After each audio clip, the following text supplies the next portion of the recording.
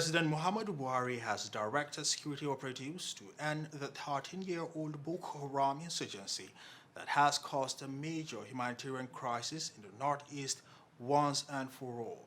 Our state correspondent, Dorcas Bello, was at the 2022 World Humanitarian Day celebration hosted by the Ministry of Humanitarian Affairs in Borno, where the President directed the Humanitarian Affairs Ministry to ensure an unimpeded return of IDPs in the Northeast. In line with the President's directive to return all IDPs home, the President visited the Emir's Palace earlier on arrival and commissioned low-cost teachers' quarters village housing units in Molai and other facilities virtually. On this note, in memory of all those who lost their lives in disasters and those humanitarian workers who lost their lives in trying to save others, may we all rise for a minute silence, please.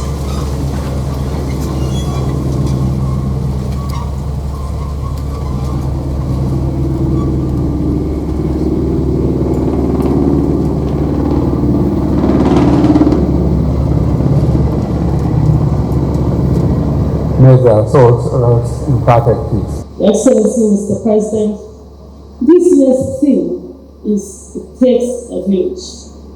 It truly takes a village to provide emergency relief, protection and assistance, to build peace and resilience of affected communities, to promote sustainable development, and to lift people out of poverty, especially in complex and protracted humanitarian situations. Everyone gathered here today represents that community. Excellency, according to the Aid Workers Security database, since 2016, 35 aid workers have died, 22 wounded, and 28 kidnapped. We respect the memory of those who died while performing service. I would like to use this opportunity to recognize all the humanitarian workers who have been killed, injured, or kidnapped in the line of duty. Whenever, wherever people are in need, there are always others to support them, and sometimes they are affected too.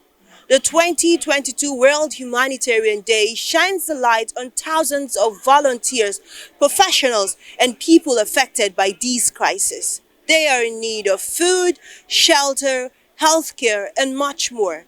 The old saying says, "It takes a village to raise a child." Similarly, it takes a village to support those in humanitarian crisis. Mr. President, the humanitarian community is gathered here today precisely to renew our commitment to support the people affected by this protracted conflict in a dignified and future-oriented manner.